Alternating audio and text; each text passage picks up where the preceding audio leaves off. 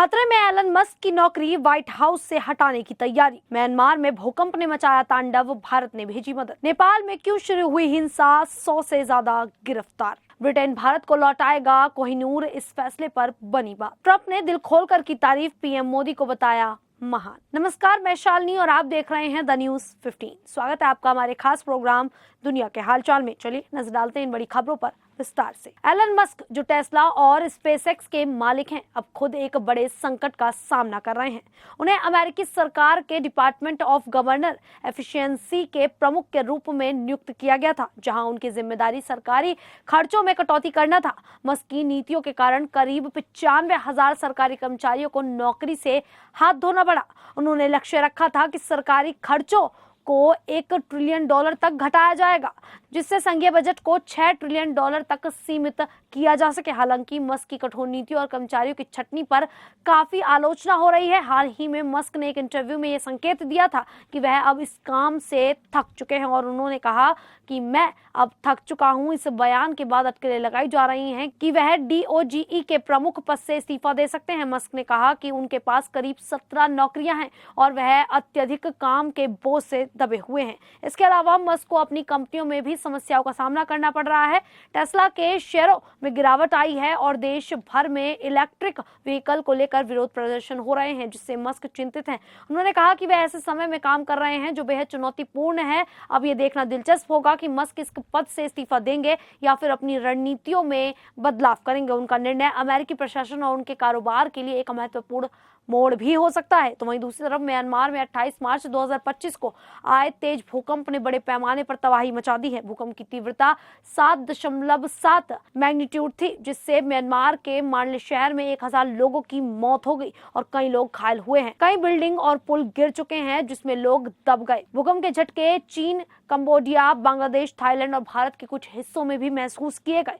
भारत ने म्यांमार को राहत सामग्री भेजने का निर्णय लिया है। इसके लिए भारतीय वायुसेना का C-130G विमान म्यांमार भेजा जा रहा है। भारत म्यांमार को 15 टन राहत सामग्री भेज रहा है, जिसमें टेंट, कंबल, sleeping bag, ready to eat food, water purifier, hygiene kit, solar lamp, दस्ताने और दवाइयां शामिल हैं। म्यांमार की सत्तारूढ़ सरकार ने इस आपदा के बाद अंतर्राष्ट्रीय सहायता के लिए अपील की है। WHO और रेड क्रॉस जैसी संस्थाएं भी म्यांमार को मदद भेजने की योजना बना रही हैं। म्यांमार के सैन्य प्रमुख मिन आंग हाइंग ने बताया कि भूकंप के कारण अब तक 1000 लोगों की मौत हो चुकी है और 1700 लोग घायल हुए हैं।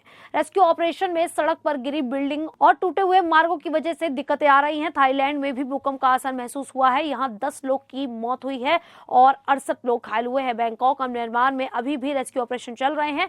भारतीय दूतावास ने थाईलैंड में आपातकालीन हेल्पलाइन नंबर जारी किया है, ताकि भारतीय नागरिक आपात स्थिति में संपर्क कर सके। वहीं नेपाल में हाल के दिनों में हिंसा का बड़ा दौरा जारी है। काठमांडू के कुछ हिस्सों में राजशाही समर्थन प्रदर्शनकारियों ने शुक्रवार को विरोध प्रदर्शन शुरू किया। इन प्रदर्शनकारियों ने पथराव किया, कई वाहनों में आग लगाई और दुकानों में लूटपाट की। प्रदर्शनकारियों का मुख्य मांग राजशाही की बहाली और हिंदू राष्ट्र की स्थापना थी। इस हिंसक झड़पों में पुलिस और प्रदर्शनकारियों के बीच संघर्ष हुआ, जिससे 2 लोगों की मौत हो गई, जिसमें एक टीवी कैमरामैन भी शामिल था। इसके बाद नेपाल सरकार ने स्थिति को नियंत्रित करने के लिए सेना को बुलाया। काठमांडू जिला प्रशासन ने हिंसा को रोकने के लिए शुक्रवार शाम को कर्फ्यू लगा दिया था, लेकिन शनिवार सुबह कर्फ्यू हटा दिया गया क्योंकि स्थिति में सुधार हुआ। प्रदर्शनकारियों ने सुरक्षा बैरिकेड तोड़कर संसद भवन की ओर बढ़ने की कोशिश की, लेकिन पुलिस और सेना ने उन्हें रोकने की कोशिश कर दी। इस हिंसा के दौरान 53 पुलिसकर्मी और 35 प्रदर्शनकारी घायल हुए। इसके अलावा 14 इमारतों में आग लगाई गई और 9 सरकारी वाहनों को भी नुकसान पहुंचाया गया। नेपाल के पूर्व प्रधानमंत्री पुष्पकमल दहल प्रचंड ने हिंसा प्रभावित इलाकों का दौरा किया और लोगों में शांति बनाए रखने की अपील कर दी है। नेपाल के राजनीतिक दलों ने 2008 में राजशाही को समाप्त करके देश को गणराज्य में बदल दिया था। तब से राजशाही समर्थक बहाली की मांग कर रहे हैं। काठमांडू में हालात अब शांतिपूर्ण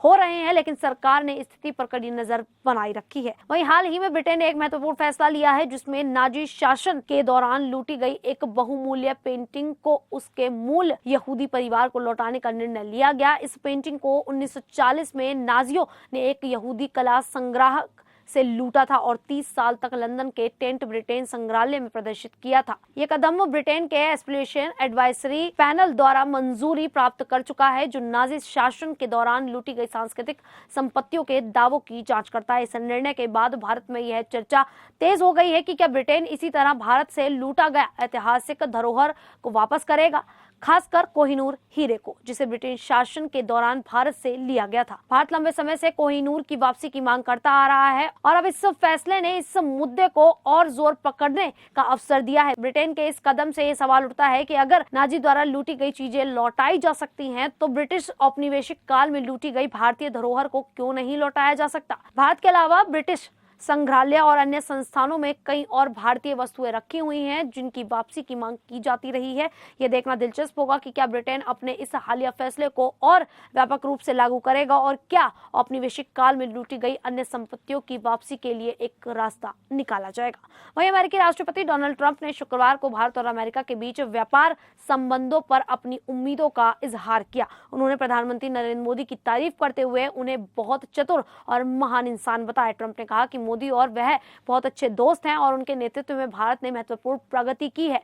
ट्रंप ने यह भी कहा कि भारत दुनिया के उन देशों में शामिल है जो सबसे ज्यादा टैरिफ लगाते हैं, लेकिन उनकी भारत के साथ व्यापार वार्ता बहुत अच्छी रही है। ये टिप्पणी ट्रंप ने न्यू जर्सी में एक शपथ ग्रहण समारोह के दौरान की, जहां वह पत्रकारों से बात कर रहे थे। उन्होंने पीएम मोदी की तारीफ करते हुए कहा कि मोदी बहुत अच्छे नेता हैं और उनके साथ भारत और अमेरिका के बीच व्यापार में अच्छी समझ बनी है। ट्रंप का यह बयान फरवरी में पीएम मोदी की अमेरिका यात्रा के बाद आया है, जब दोनों देशों ने 2025 के अंत तक द्विपक्षीय व्यापार समझौते पर बातचीत शुरू करने की योजना बनाई थी। इसके अलावा ट्रंप ने अमेरिका में आयातित वाहनों पर 25% टैरिफ लगाने की घोषणा की, जो 2 अप्रैल से लागू होगा। उन्होंने कहा कि यह कदम घरेलू विनिर्माण को बढ़ावा देने के लिए लिया गया है। ट्रंप ने भारत पर निशाना साधते हुए कहा था कि भारत हमसे 100% से अधिक टैरिफ लेता है। उन्होंने ये भी कहा था कि अमेरिका अपारंपरिक रूप से टैरिफ लगाएगा, यानी जो देश अमेरिका पर टैरिफ लगाएंगे, अमेरिका भी उनसे उतना ही शुल्क लेगा। इस प्रकार ट्रंप का यह बयान भारत और अमेरिका के व्यापार संबंधों को लेकर